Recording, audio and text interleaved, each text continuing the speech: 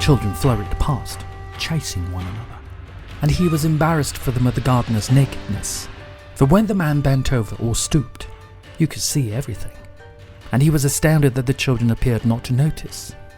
He saw tiled and thatched roofs of other buildings over the wall, and far off, high mountains. A crisp wind broomed the sky and kept the cumulus advancing. Bees were foraging, and it was a lovely spring day. His body begged for more sleep, but he pushed himself erect and went to the garden door.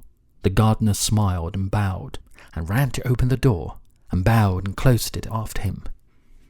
The village was set around the crescent harbour that faced east, perhaps 200 houses, unlike any he had ever seen nestling at the beginning of the mountain, which spilled down to the shore.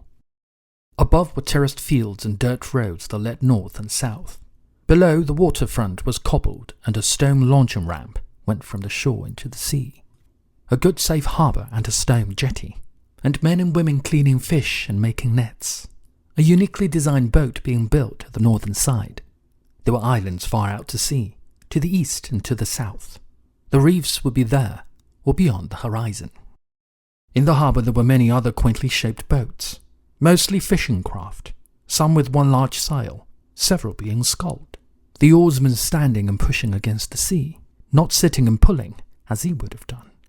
A few of the boats were heading out to sea, others were nosing at the wooden dock, and Erasmus were anchored neatly, 50 yards from shore, in good water, with 3 bow cables.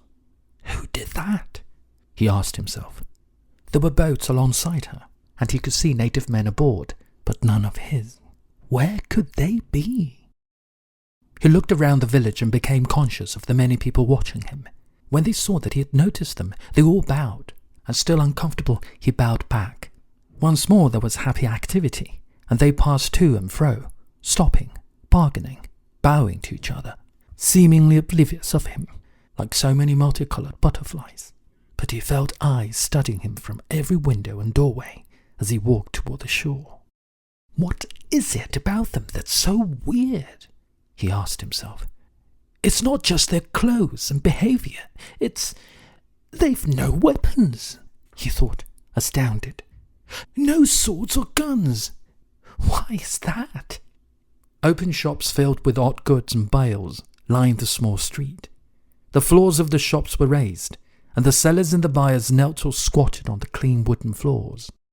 He saw the most had clogs and rush sandals, some with the same white socks with a thick sole that was split between the big toe and the next to hold the thorns, but they left the clogs and sandals outside in the dirt. Those who were barefoot cleansed their feet and slipped on clean indoor sandals that were waiting for them. That's very sensible if you think about it, he told himself, awed. Then he saw the tonsured man approaching, and fear swept sickeningly from his testicles into his stomach.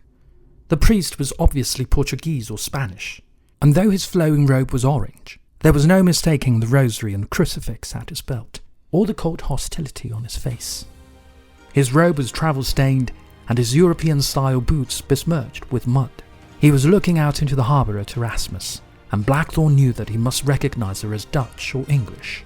New to most seas, leaner, faster, a merchant fighting ship, patterned and improved on the English privateers that had wreaked so much havoc on the Spanish Main.